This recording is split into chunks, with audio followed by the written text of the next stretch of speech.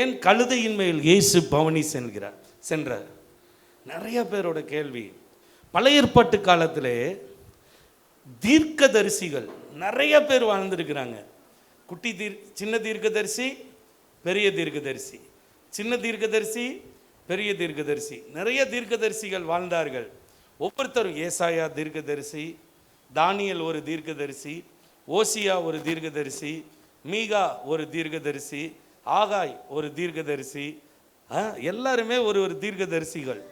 இயேசுவின் பிறப்பை எப்படி தீர்க்க தரிசனம் உரைத்தார்களோ, இயேசு பிறப்பார் பல வருஷத்துக்கு முன்னாடியே தீர்க்க தரிசனமாய் சொன்னார்கள்.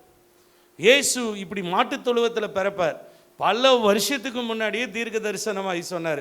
அந்த தீர்க்க தரிசனத்தை நிறைவேற்றும்படியாய் இயேசு இந்த பூமியிலே வந்து பாலகனாய் மாட்டுத் தொழுவத்திலே மரியாளின் மகனாய் மாம்சத்திலே இந்த பூமியிலே வெளிப்பட்டார். அந்த தீர்க்க தரிசனத்தை நிறைவேற்றும்படியாய். அதே போலதான் பழைய ஏற்பாட்டு காலத்தில் வாழ்ந்த தீர்க்கதரிசி சகரியான்கிற ஒரு தீர்க்கதரிசி உரைத்த தீர்க்க தரிசனத்தை நிறைவேற்றும்படியாய் இயேசு கழுதையின் மேல் பவனியாக எருசலேமுக்கு சென்றார். ஆமென் சொல்லுங்களேன். அந்த தீர்க்கதரிசி தான் என்ன சொன்னார்? இயேசு பிறக்கிறதுக்கு முன்னாடி என்ன சொன்னார்? வேத வசனம் அழகாக சொல்லுகிறது.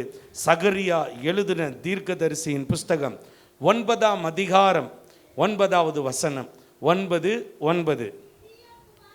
சியோன் குமாரத்தியே மிகவும் களிகூறு, எருசலேம் குமாரத்தியே கெம்பீரி. பல வருஷத்துக்கு முன்னாடி, பல ஆண்டுகளுக்கு முன்னாடி, இயேசு பிறக்கிறதற்கு முன்னாடி பழைய ஏற்பாட்டு காலத்தில் வேதம் 2 பிரிவாக பிரிக்கப்படுகிறது. நம்பர் 1 பழைய ஏற்பாடு, நம்பர் 2 புதிய ஏற்பாடு.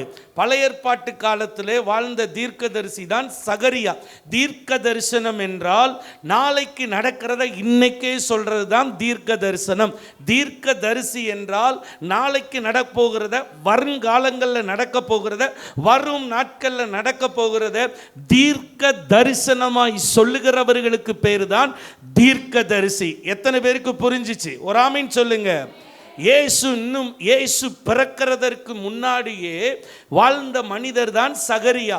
அந்த சகரியா என்கிறவர் ஒரு தீர்க்கதரிசி. சகரியா ஒரு தீர்க்க தரிசனத்தை சொல்லுகிறார். சியோன் குமாரத்தியே மிகவும் களிகூறு, எருசலேம் குமாரத்தியே கெம்பீரி, இதோ உன் ராஜா உன்னிடத்தில் வருகிறார். அவர் எப்படிப்பட்டவர்? நீதியுள்ளவரும். ஆமென் சொல்லுங்க. அவர் ரட்சிக்கிறவரும். ஆமென் சொல்லுங்க. அவர் தாழ்மையுள்ளவரும். ஆமென் சொல்லுங்க. இப்பதான் ரொம்ப முக்கியம்.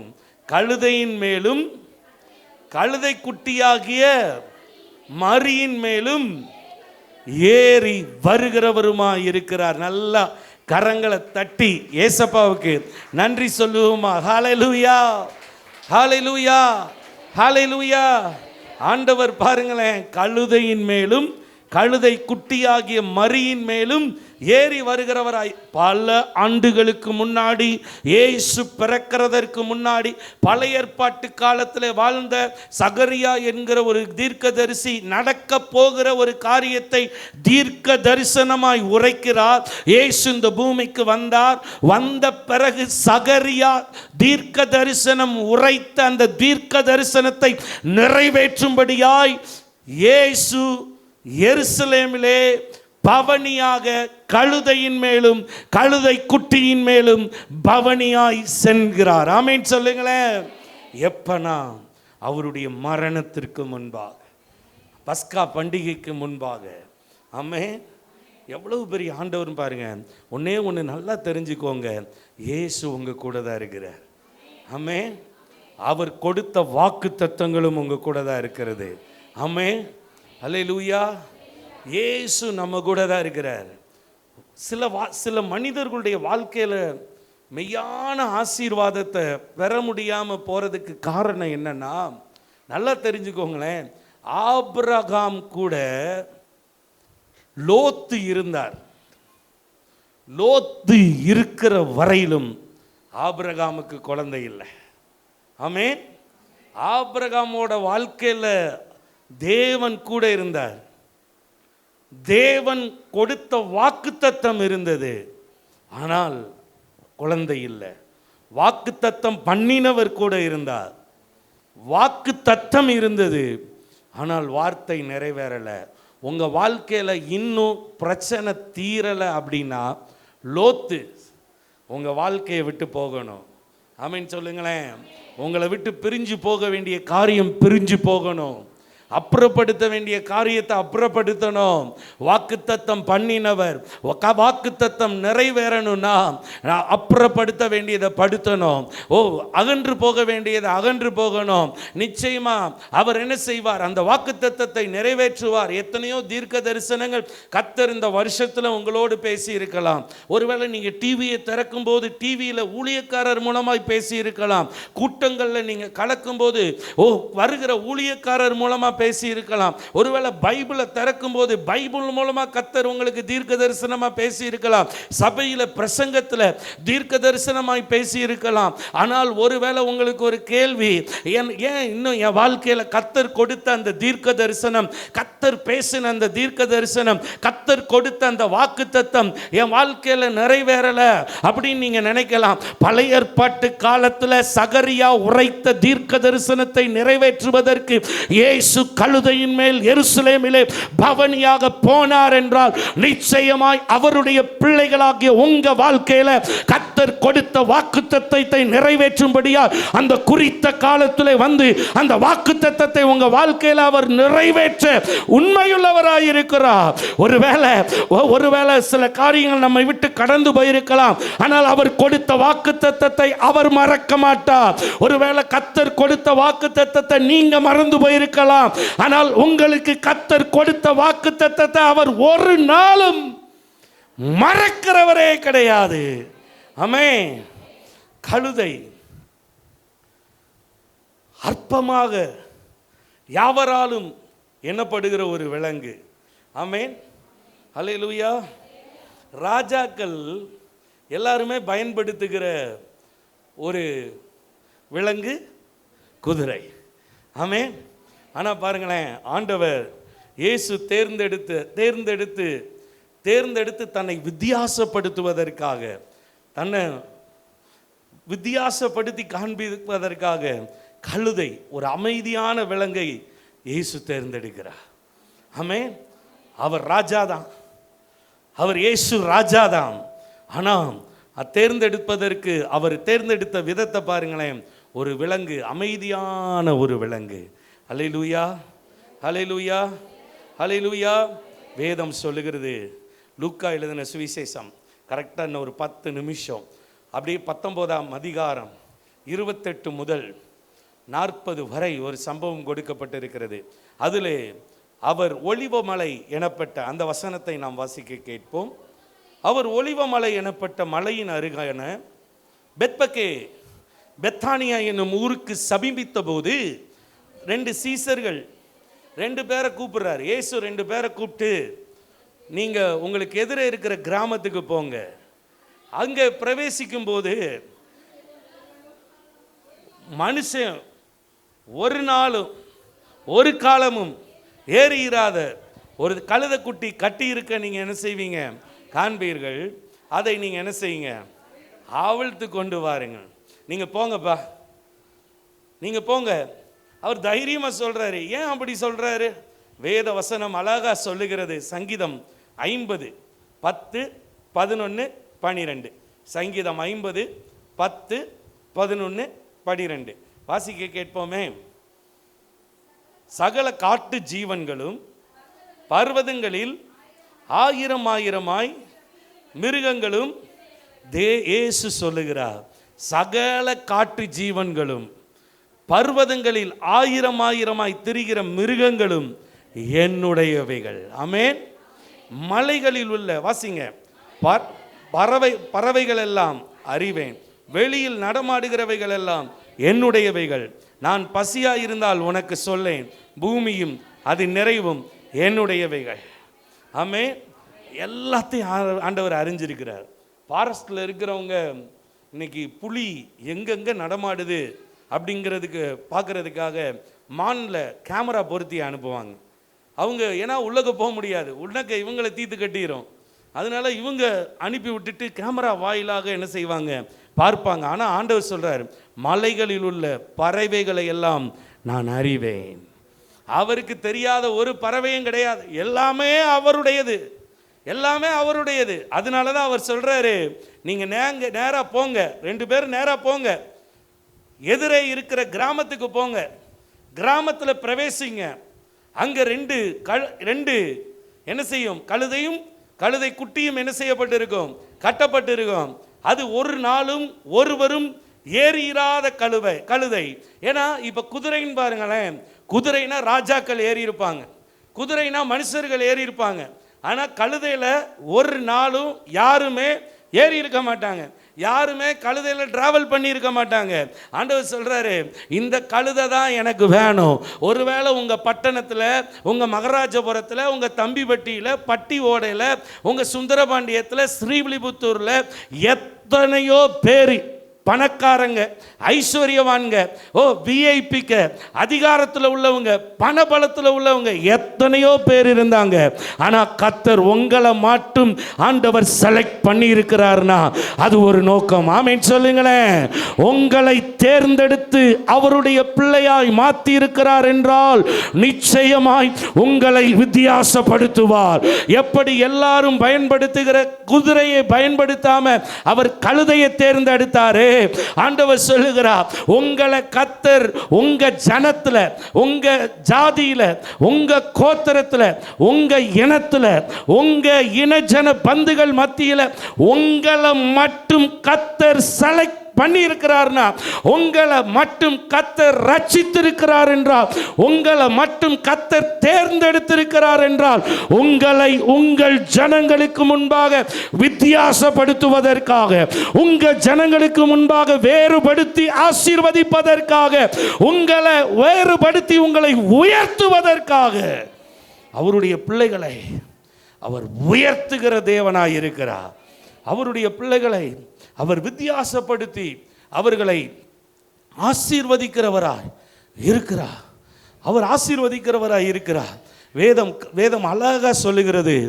இப்போ நம்ம வாசிக்க கேட்ட அந்த பகுதியிலே கழுதை கட்டப்பட்ட நிலைமையில் இருக்கிறது.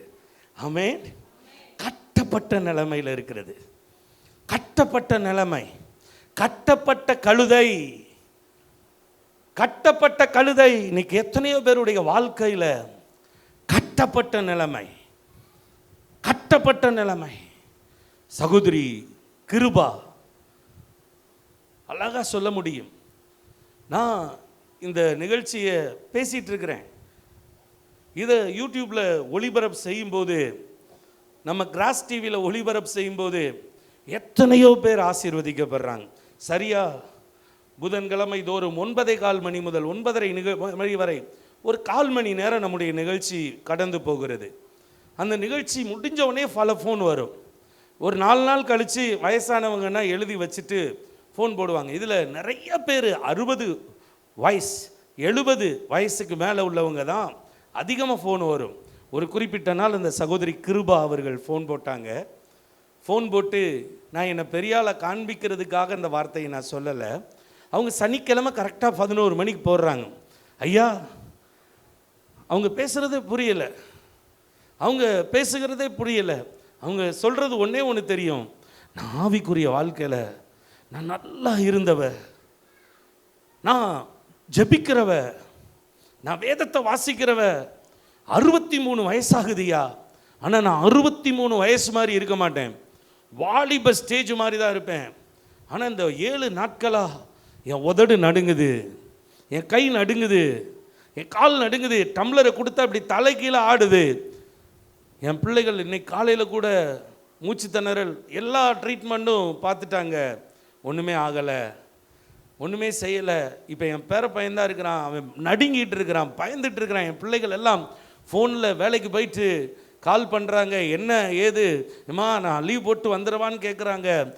ஒரு பயனுமே இல்லை, என்ன செய்ய அப்படின்னு சொல்லி எனக்கு ஜோம் பண்ணுங்க எப்படியாவதுன்னு சொன்ன உடனே நான் ஒரு 20 நிமிஷம் அந்த நேரத்தில் அப்படியே யாருக்கும் கடைமுறைக்காக ஜெபிச்சு பழக்கம் கிடையாது. அப்படியே உள்ளக்க போயிடுவேன். அந்த சென்னைனா சென்னை பட்டணத்துக்கே போயிடுறது, அந்த நிகழ்வுக்குள்ளேயே போயிடுறது. இயேசுவின் நாமத்தினால் இப்பொழுதே இந்த சகோதரியை கட்டி வச்சிருக்கிற பொல்லாத ஆவியே போ அப்படின்னு சொல்லி ஜெபிக்க ஜெபிக்க ஜெபிக்க ஜெபிக்க ஜெபிக்க ஜெபிக்க ஜெபிக்க நீங்கள் விசுவாசிப்பீங்கன்னு நினைக்கிறேன். இந்த சம்பவத்தை நான் சொல்லியிருந்தாலும் இன்றைக்கி நான் சொல்கிறேன், நிறைய பேர் கட்டப்பட்ட நிலைமையில் இருக்கிறாங்க. அன்னைக்கு ஆண்டவர் சொல்கிறாரு, கட்டப்பட்ட நிலைமையில் இருக்கிறாங்க. ஜெபிச்சு முடித்த அடுத்த செகண்டு அவங்க சொன்னாங்க, வாய் நடுக்க நின்றுச்சு, கை நடுக்க நின்றுச்சு, இப்போ நல்லா இருக்கிறேயா, என் பாரமே போயிடுச்சியா, நீ நல்லா இருக்கணையா, உன் மனைவி நல்லா இருக்கணையா, உன் பிள்ளை நல்லா இருக்கணையா, உன் சபை விருத்தி அடையணையா, ஐயோ நான் சுகத்தை அனுபவிக்கிறேனே அப்படின்னு சொல்லிட்டு சந்தோஷத்தில் அவ்வளோ சந்தோஷமாம். ஞாயிற்றுக்கிழமை காலையில் சர்ச்சுக்கு போய் தேங்க்ஸ் பண்ணியாச்சு. அடுத்து ஒரு ஃபோன் வந்துச்சு, தம்பி நான் நல்லா இருக்கிறேன், நான் ரொம்ப சூப்பராக இருக்கிறேன், இப்போ உடம்புல எனக்கு வெள்ளிக்கிழமை பிறந்த நாள், அதுக்கு மட்டும் நான் நைட்டு 12 மணிக்கு கூப்பிடுவேன், கால் நீங்கள் ஜெபிச்சு எனக்கு விஷ் பண்ணிடணும், அதுதான் என் வாழ்க்கையில் பெரிய சந்தோஷம். அந்த அம்மா பேசிச்சு, இன்னைக்கும் நான் நல்லா இருக்கிறேன். நல்ல கரங்களை தட்டி ஆண்டவரை நான் மகிமைப்படுத்துவோமா? ஹல்லேலூயா. நான் எதுக்கு சொல்கிறேன்னா, கட்டப்பட்ட நிலைமை, கட்டப்பட்ட நிலைமை. நீங்கள் கேட்கலாம், நான் ஆண்டவரை தானே நான் நம்புகிறேன், ஆண்டவர் மேலே தானே நான் நம்பிக்கையாக இருக்கிறேன், ஆண்டவரை மட்டும்தானே நான் விசுவாசிக்கிறேன், நான் ஜெபம் மட்டும்தானே பண்ணுறேன், நான் ஆண்டவரை மட்டும்தானே தேடுறேன், ஆனால் ஏன்? ஆனால் வேதம் சொல்லுகிறது, ஒரு மனுஷரும் ஏறியிராத அந்த கழுதை கட்டப்பட்டிருந்தது. ஒரு மனுஷரும் ஏறியிராத அந்த கழுதை குட்டி கட்டப்பட்டிருந்தது. ஆனால் இயேசு சொன்னார், அவங்க அந்த கட்டப்பட்ட கழுதைக்கு ஏற்கனவே வாக்குத்தத்தம் உரைக்கப்பட்டாயிற்று. கட்டப்பட்டிருந்த அந்த கழுதை குட்டிக்கு ஏற்கனவே வாக்குத்தத்தம் உரைக்கப்பட்டாயிற்று. ஓ, வாக்குத்தத்தம் அந்த கழுதைக்கு இருக்கிறது, வாக்குத்தத்தம் அந்த கழுதை குட்டிக்கு இருக்கிறது. நிச்சயமாய் அது கட்டப்பட்ட நிலைமையில் இருக்க முடியாது. இன்னைக்கு இந்த காலை வேளையில் இந்த சத்தத்தை கேட்கிற உங்களை பார்த்து கர்த்தர் சொல்றாரு, வாக்குத்தத்தம் இருக்கிறது, தீர்க்க தரிசனம் இருக்கிறது, வாக்குத்தத்தம் தந்த தேவன் இருக்கிறார், வாக்குரைத்த தேவன் இருக்கிறார். நிச்சயமா உங்க வாழ்க்கை கட்டப்பட்ட நிலைமையில் இருக்குதா? உங்க ஆசீர்வாதம் கட்டப்பட்ட நிலைமையில் இருக்கிறதா? உங்க வாழ்க்கை, உங்க எதிர்காலம் கட்டப்பட்ட நிலைமையில் இருக்கிறதா? உங்க பொருளாதாரம் கட்டப்பட்ட நிலைமையில் இருக்கிறதா? உங்க வேலை கட்டப்பட்ட நிலைமையில் இருக்கிறதா? ஆண்டவர் சொல்லுகிறார், இன்னைக்கு கட்டவிழ்க்க போகிறார். நல்ல கரங்களை தட்டி கர்த்தருக்கு நாம் நன்றி செலுத்துவோமா? ஹல்லேலூயா, ஹல்லேலூயா. ரெண்டாவது நடந்த ஒரு நிகழ்வை டைம் இல்லாதனால நான் சொல்லி முடிக்கிறேன். இப்போ ஆண்டவர் சொல்றாரு, ஏறியிராத கழுதை குட்டி கட்டி இருக்க காண்பீர்கள், அதை அவிழ்த்து கொண்டு வாருங்கள், அதை அவிழ்த்து கொண்டு வாருங்கள். லூக்கா 19:31 சொல்லுகிறது. அதை வாசிங்க. அதை ஏன் அவிழ்க்கிறீர்கள் என்று யாராவது உங்களிடத்தில் கேட்டால் அது ஆண்டவருக்கு வேண்டும் என்று சொல்லுங்கள். அதை ஏன் அவிழ்க்கிறீர்கள் என்று யாராவது உங்களிடத்தில் கேட்டால் அது ஆண்டவருக்கு வேண்டும் என்று சொல்லுங்கள். ஹல்லேலூயா. ஆண்டவருக்கு வேண்டும் என்று சொல்லுங்கள். இன்னைக்கு நடக்க போகிற காரியத்தை நான் சொல்றேன். இன்னைக்கு வாக்குத்தத்தம் பண்ணினவர், தீர்க்க தரிசனம் உரைத்த ஆண்டவர், அவர் சொல்றார், கட்டப்பட்ட கழுதையை அவிழ்த்து என்னிடத்தில் கொண்டு வாருங்கள். அப்ப அவிழ்க்க போகும்போது யாராவது வந்து தடை செய்தால் இது ஆண்டவருக்கு தேவை. ஹல்லேலூயா. உங்க வாழ்க்கையில இன்னைக்கு கட்டப்பட்ட அனுபவத்திலிருந்து ஆண்டவர் விடுதலையாக்க போகிறார். உங்க பொருளாதாரத்தை கட்டி வச்சிருக்கிற அந்த பொருளாதார தடையை கத்தர் கட்டவிழ்க்க போகிறார். நிறைய பேர் எவ்வளவுதான் சம்பாதித்தாலும் அவங்க சொல்லுவாங்க, ஐயோ பாஸ்டர் நான் கடனில் இருக்கிறேன். எவ்வளவுதான் ஓடி ஓடி உழைத்தாலும் பாஸ்டர் நான் கடனில் இருக்கிறேன். இன்னும் எவ்வளவு பிரயாசப்பட்டாலும் இன்னும் ஒரு 6 மாதம் தான் இந்த கஷ்டம் என்று சொன்னாலும் 6 மாதம் கழித்து மறுபடியும் 12 மாதம் இப்படி தான் கஷ்டம் கஷ்டம் கஷ்டம். கட்டப்பட்ட பொருளாதாரம், கட்டப்பட்ட நிலைமை, வாழ்க்கை கட்டப்பட்ட நிலைமை, வருமானம் கட்டப்பட்ட நிலைமை, எதிர்காலம் கட்டப்பட்ட நிலைமை, சமாதானம் கட்டப்பட்ட நிலைமை, சுகம் கட்டப்பட்ட நிலைமை, ஆரோக்கியம் கட்டப்பட்ட நிலைமை. இன்னைக்கு ஆவியானவர் சொல்லுகிறார், கட்டவிழ்க்க போகிறார். கட்டவிழ்க்கும் போது இதற்கு இடையில யார் வந்து உரிமை பாராட்டினாலும் இதை கட்டவிழ்க்க கூடாது, இவனை ஆசீர்வதிக்க கூடாது, இவனை திறந்த வாசல் வரக்கூடாதுன்னு தடை செய்தால் ஆவியானவர் சொல்லுகிறார், நீங்கள் ஒவ்வொருவரும் ஆண்டவருக்கு தேவை. நீங்கள் ஒவ்வொருவரும் ஆண்டவருக்கு தேவை. எத்தனை பேர் ஆமென் சொல்றீங்க? எத்தனை பேர் ஆமென் சொல்றீங்க? ஓ, கரங்களை உயர்த்தி சொல்லுங்க, நான் ஆண்டவருக்கு தேவை. ஆமென், ஹல்லேலூயா. லூக்கா 19:32 சொல்லுகிறது, அனுப்பப்பட்டவர்கள் போய் தங்களுக்கு அவர் சொன்னபடியே கண்டார்கள். இப்ப 33 சொல்லுது, வாசிங்க. கழுத குட்டியை அவர்கள் அவிழ்க்கும் போது அதற்கு உடையவர்கள் குட்டியை ஏன் அவிழ்க்கிறீர்கள்? சிவகாசியில் இந்த சம்பவத்தை நான் சொன்னேன். சகோதரர் சாம் ஜெபத்துரை சொன்ன ஒரு அழகான ஒரு சம்பவம். சேலத்தில் மீட்டிங் முடிஞ்சிச்சு. மறைந்த சாம் ஜெபத்துரை ஒரு எழுத்தாளர், நல்ல ஒரு ஊழியர், நல்ல உன்னதமாக ஆண்டவரை எடுத்து பயன்படுத்தின தேவ மனிதர். அவர் சொன்ன ஒரு சம்பவம். கூட்டம் முடிந்த உடனே அவர் கிளம்புகிறதற்கு ரெடியான ஒரு குறிப்பிட்ட சிலர் ஊழியக்காரங்க எல்லாம் கூப்பிட்டாங்க, ஐயா பிரத்யேகமாக ஒரே ஒரு நபருக்காக ஜெபிக்கணும், பிரத்யேகமாக ஒரே ஒரு நபருக்காக ஜெபிக்கணும், நீங்கள் வாங்கன்னு சொல்லி கூப்பிட்டு போன போது அந்த வீட்டுக்குள்ளே பிரவேசித்த போது அந்த அம்மா தலையிலே நெற்றி இருக்கிறதோ இல்லை, தலையிலே பொட்டு அவ்வளவு பெரியதாக இருந்தது, பெரிய பொட்டு. ஆனால் அந்த சாம் ஜெபத்துரை பக்கத்தில் போன போது அந்த அம்மா சொல்லிச்சு, ஐயா இந்த 1.5 வருஷமா தலைவலினாலும் தாங்க முடியாத தலைவலி, எல்லா ட்ரீட்மெண்ட் எடுத்தாச்சு, எங்கெங்கேயோ பார்க்க வேண்டிய இடத்துல பார்த்தாச்சு, என்னென்னமோ செஞ்சிட்டோம், ஆனால் தலைவலி தீரலை. பாஸ்டர்ஸும் சொன்னாங்க, தலைவலி தீரலையா, சரி ஒன்றும் இல்லை ஜெபிப்போம் அப்படின்னு சொல்லி கண்ணை மூடிட்டு ஜெபிக்க ஆரம்பித்த போது அந்த அம்மாக்குள்ள இருந்து ஒரு ஆவி பேசினது, ஹே நிறுத்து, நான் இப்படி போவேன், என்ன வச்சு தான் பொழப்பே நடத்திட்டு இருக்கிறான், என்ன வச்சு தான் இவன் புருஷன் காசை சம்பாதிச்சிட்டு இருக்கிறான், நான் கொடுக்கிற காசுல தான் என் பேரை சொல்லி தான் காசே வாங்குறாங்க, இவங்க அடுப்பில் உலையை என் பேரை சொல்லி தான் வர்ற காசுல தான் உலை வேகுது, நான் எப்படி போவேன், நான் போக மாட்டேன். அப்பதான் புரிந்தது, அவர் கணவன் ஒரு பூசாரி, அவர் வருகிறவர்களுக்கெல்லாம் வாங்கி சம்பாதிக்கிறவர். இப்ப இவருக்குள்ள ஒரு வெறி வந்துச்சு.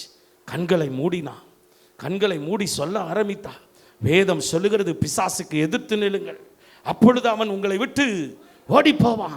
நான் பிசாசு, உனக்கு நான் எதிர்த்து நிற்கிறேன். உலகத்தில் இருக்கிறவனிலும் இந்த மகளுக்குள்ள கிரியை செய்கிற இந்த ஆவியை காட்டிலும் என்னோடு வந்திருக்கிற இயேசு பெரியவர். கிறிஸ்துவை மரித்தோரிலிருந்து எழுப்பினவருடைய ஆவி இவளுக்குள் வாசமாயிருக்கிறது. இவள் சரீரத்தை கர்த்தர் உயிர்ப்பிக்க போகிறார்.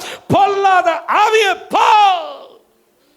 1.5 வருஷமா தலைவலியினால் கஷ்டப்பட்டு கொண்டிருந்த அந்த சகோதரி, அந்த அசுத்தாவி வெளியே போனது. கர்த்தர் அந்த மகளை விடுதலையாக்கினார். நல்ல கரங்களை தட்டி கர்த்தருக்கு நாம் நன்றி செலுத்துவோமா? நல்ல கரங்களை தட்டி நல்லா நன்றி செலுத்துவோமா? ஹல்லேலூயா, ஹல்லேலூயா. நல்லா சொல்லுங்க, ஹல்லேலூயா, ஹல்லேலூயா. ஆண்டவர் சொல்லுகிறார், ஓனரே வந்து சொல்றாங்க, உரிமையாளர்கள் வந்து சொல்றாங்க, கழுதை குட்டிக்கும் கழுதைக்கும் உரிமையாளர் வந்து சொல்றாங்க, கழுதை குட்டியை அவர்கள் அவிழ்க்கும் போது அதற்கு உடையவர்கள் குட்டியை ஏன் அவிழ்க்கிறீர்கள்? ஆமென், அல்லேலூயா.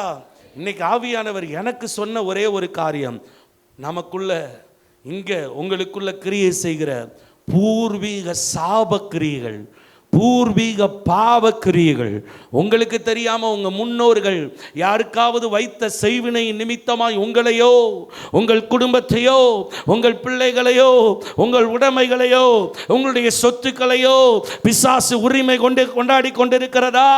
இன்னைக்கு ஆவியானவர் சொல்லுகிறா, ஓ அவள் இன்னைக்கு கத்தர் கட்டவிழ்க்க போகிறா. கட்டவிழ்க்கும் போது ஓ இது பரம்பரை சாபம், பரம்பரை பாவம், ஓ ஜென்ம சுவாபம், முன்னோர்களுடைய காரியம் ஏதாவது வந்து இது எனக்கு சொந்தமானது என்று உங்களை உரிமை பாராட்ட வருமானால், இன்னைக்கு பரிசுத்த ஆவியானவர் சொல்லுகிறார், நீங்க ஆண்டவருக்கு தேவை, நீங்கள் ஆண்டவருக்கு தேவை. எத்தனை பேர் ஆமென் சொல்றீங்க? நல்ல கரங்களை தட்டி கர்த்தருக்கு நன்றி சொல்லுங்க. நல்ல கரங்களை தட்டி ஹல்லேலூயா, ஹல்லேலூயா. மூணாவது ஒரு காரியத்தை சுருக்கமாக சொல்லி முடிக்கிறேன், கடைசி காரியம். இன்னைக்கு கழுதையின் மூலமாக கற்றுக்கொள்கிறது. மார்க் எழுதின சுவிசேஷம் 11ஆம் அதிகாரம் 7-8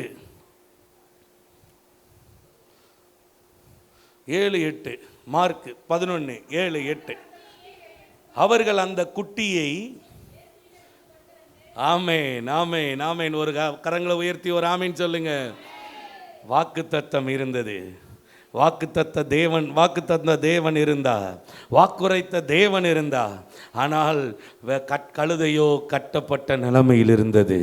ஆனால் ஆண்டவர் சொன்னாரு, நான் வாக்குத்தத்தம் பண்ணினேன், வாக்குரைத்த தேவன் இருக்கிறேன், அந்த கட்டை அவிழ்த்து நீங்க என்னிடத்துல கொண்டு வாங்க.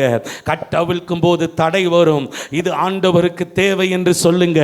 இப்ப தடை வந்துச்சு, ஆண்டவருக்கு தேவை என்று இப்ப அந்த கழுதை குட்டிய, கட்டப்பட்டிருந்த அந்த கழுதைய இயேசுவினிடத்துல கொண்டு வந்துட்டாங்க, இயேசுவினிடத்துல கொண்டு வந்துட்டாங்க. இன்னைக்கு பரம்பரை சாபம். ஒருவேளை தெரியாம நீங்க யாரையாவது கை நீட்டி இருக்கலாம், அடிச்சிருக்கலாம்,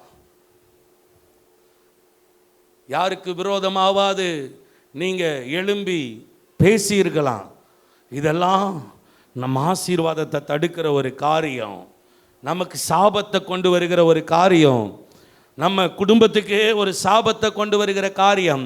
இன்னைக்கு அது உங்களை உரிமை பாராட்டி உங்க ஆசீர்வாதத்தை கட்டி வச்சிருந்தாலும், இன்னைக்கு கர்த்தர் சொல்றாரு, கட்டவிழ்த்து இயேசுவினிடத்தில் அந்த கழுதையும் கழுதை குட்டியும் அவர்கள் கொண்டு வந்தார்கள். இன்னைக்கு நடக்க போகிற காரியம், இன்னைக்கு இயேசுவினிடத்தில் உங்களுக்காக தூதர்கள் இயேசுவினிடத்தில் உங்களை கொண்டு வர போகிறார்கள். அவரிடத்தில் வந்திருக்கிற உங்களுக்கு இயேசுவினிடத்தில் அந்த கழுதை இப்பொழுது கொண்டு வரப்பட்டது. அந்த கழுதை இயேசுவினிடத்தில் கொண்டு வரப்பட்டது.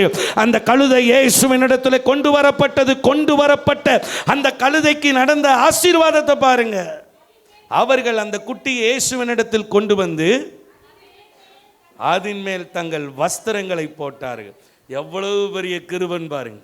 கழுதையின் மேல அழுக்கு மூட்டையை தூக்கி வச்ச அந்த கழுதையின் மேல, ஓ இதுவரைக்கும் பாவத்தையும் சாபத்தையும் ஜென்ம காரியத்தையும் ஜென்ம பாவத்தையும் ஜென்ம சுவாபத்தையும் சுமந்து கொண்டிருந்த இந்த கழுதை இப்ப இயேசுவின் இடத்துல வந்ததுனால வேதம் சொல்லுகிறது, அதின் மேல் தங்கள் வஸ்திரங்களை போட்டார்கள். நல்ல கரங்களை தட்டி, என்ன வஸ்திரம்? வேதம் சொல்லுகிறது, நீதியின் வஸ்திரம். ஆமென். ரட்சிப்பின் வஸ்திரம். ஆமென் சொல்லுங்க. தாழ்மையின் வஸ்திரம். நல்ல கரங்களை தட்டி ஹல்லேலூயா. வேதம் சொல்லுகிறது, அவர் நீதியுள்ளவரும் ரட்சிக்கிறவரும் தாழ்மையுள்ளவரும் கழுதையின் மேலும் கழுதை குட்டியாகிய மரியின் மேலும் ஏறி வருகிறவருமாய் இருக்கிறா. அந்த அழுக்கு மூட்டையை சுமந்த அந்த கழுதைக்கு இப்ப வஸ்திரங்களை போட்டார்கள். அவர்கள் அதன் மேல் ஏறி போனா. இயேசு அதன் மேல் ஏறி போனா. இனிமே உங்க மேல இயேசு, உங்க மேல இயேசு, உங்க வீட்டில் இயேசு, உங்க தொழில்ல இயேசு, உங்க வாழ்க்கையில இயேசு, உங்க அல்லேலூயா அவர் பிரவேசிக்க போகிறார். பரம்பரை பாவம், பரம்பரை சாபம், பரம்பரை வியாதி, ஜென்ம சுவாபம், ஜென்ம காரியம், முன்னோர்களுடைய காரியம் எல்லாம் இறக்கி வைக்கப்பட போகிறது. நீங்க இப்ப உங்க மேல ஆண்டவர் அந்த வஸ்திரத்தை போட போகிறார். அந்த வஸ்திரம் சாதாரண வஸ்திரம் அல்ல, நீதியின் வஸ்திரம், பரிசுத்த வஸ்திரம். நல்ல கரங்களை தட்டி தங்கள் வஸ்திரங்களை போட்டார்கள். அதன் மேல் இயேசு ஏறி போனா. அநேகர் தங்கள் வஸ்திரங்களை வழியிலே விரித்தார்கள். பொதி மூட்டையை சுமந்த கழுதைக்கு வந்த வாழ்வை பாருங்க, எவ்வளவு பெரிய ஆசீர்வாதம். சட்டையை கலட்டி கழுதை நடந்து போறதுக்கு, கழுதையா இருந்துச்சுன்னா மதிப்பு கிடையாது. அந்த கழுதையின் மேல இயேசு ஏறி இருக்கும்போது எவ்வளவு பெரிய மதிப்புன்னு பாருங்க. அநேகர் தங்கள் வஸ்திரங்களை வழியிலே விரித்தார்கள். வேறு சிலர் மரக்கிளைகளை தரித்து வழியிலே பரப்பினார்கள். அந்த கழுதையோட காலு மண்ணில் பற்றக்கூடாதுங்கிறதுக்காக. இப்போ என்ன நடக்குதுன்னு பாருங்க. முன் நடப்பாரும் பின் நடப்பாரும் ஓசன்னா, கர்த்தரின் நாமத்தினால் வருகிறவர் ஸ்தோத்தரிக்கப்பட்டவர், கர்த்தரின் நாமத்தினால் வருகிற நம்முடைய பிதாவாகிய தாவீதின் ராஜ்யம் ஆசீர்வதிக்கப்படுவதாக, உன்னதத்திலே ஓசன்னா என்று சொல்லி ஆர்ப்பரித்தார்கள். ஆமென், ஆமென். நான் சொல்ல முன்னடப்பாரும் பின்னடப்பாரும் ஓசன்னா, கர்த்தரின் நாமத்தினாலே வருகிறவர் ஸ்தோத்தரிக்கப்பட்டவர், கர்த்தரின் நாமத்தினாலே வருகிற நம்முடைய பிதாவாகிய தாவீதின் ராஜ்யம் ஆசீர்வதிக்கப்படுவதாக, உன்னதத்திலே ஓசன்னா. எவ்வளவு பெரிய வாழ்க்கைன்னு பாருங்க. இன்னைக்கு உங்களை யார் அற்பமா நினைக்கிறா? யார் உங்களை உதாசீனப்படுத்துறா?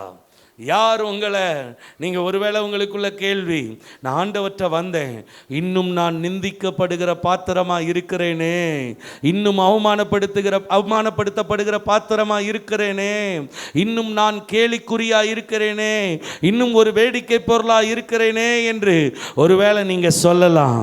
இன்னைக்கு ஆவியானவர் சொல்லுகிறார், அந்த கழுதையை தான் போட்டிருந்த சட்டையை செமக்க வைத்த அதே ஜனங்கள் இப்பொழுது இன்னைக்கு இயேசு வருகிறார் என்று கேள்விப்பட்ட போது நல்லா துவைத்து நல்லா அயன் பண்ணி வந்திருந்த அவர்கள் எல்லாரும் வந்து இப்ப கலட்டி அந்த கழுதை நடந்து போறதுக்கு அழகா தங்கள் சட்டைகளை வஸ்திரங்களை விரித்தார்கள்.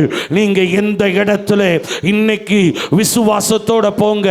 எந்த இடத்துல நீங்கள் நிந்திக்கப்பட்டீர்களோ, எந்த இடத்துல அவமானப்படுத்தப்பட்டீர்களோ, எந்த இடத்துல வாழ முடியாது என்று வெளியேறின அதே இடத்துல அதே நபர்கள் முன்னாடி, அதே ஜனங்கள் முன்னாடி கர்த்தர் உங்களை உயர்த்துகிற நாட்கள் வந்துவிட்டது.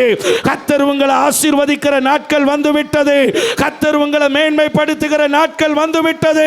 கர்த்தர் உங்களை உயர்த்துகிற நாட்கள் வந்துவிட்டது. கர்த்தர் உங்களை ஆசீர்வதிக்கிற நாட்கள் வந்துவிட்டது. எத்தனை பேர் ஆமென் சொல்றீங்க? ஹல்லேலூயா. ஒரு நிமிஷம் எல்லாரும் அப்படியே எழுந்து நின்று ராஜாதி ராஜாவை மகிமைப்படுத்துவோமா? ரபாபா ஷபாபாபா ரகதர நதரா. ஹல்லேலூயா. சும்மா அழைக்கலங்க, சும்மா உங்களை ஆண்டவர் தேர்ந்தெடுக்கலங்க. ஏங்க கழுதையை தேர்ந்தெடுத்தாரு? ராஜாக்கள் எல்லாம் குதிரையில வருவாங்க, ஆனா இந்த ராஜா சைலண்டா இருக்கிற அந்த விலங்குல தான் வரணுங்கிறதுக்காக அவர் கழுதையை தேர்ந்தெடுத்தா. கழுதை தாழ்மைக்கு அடையாளம். ஹல்லேலூயா. ரபாபாபா. எல்லார் மேலே கர்த்தருடைய வல்லமை இறங்கி கொண்டிருக்கிறது. பரம்பரை சாபம், சில மனிதர்கள் விட்ட சாபம், சில மனிதர்கள் நிமித்தமாய் வந்த சாபம். உங்க கேள்விக்கு பதிலை கர்த்தர் கொடுக்கிறார். இயேசுவை மன்னிங்க.